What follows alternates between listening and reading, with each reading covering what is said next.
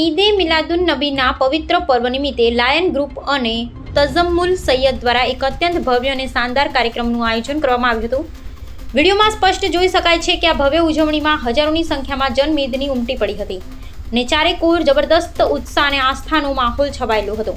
ડીજેના તાલે હવામાં લહેરાતા લીલા ઝંડાઓ અને લોકોના ચહેરા પર દેખાતા અદ્ભુત જોશ સાથે પયંગબર સાહેબના જન્મદિવસની એકદમ ગ્રાન્ડ લેવલ પર ઉજવણી કરવામાં આવી હતી.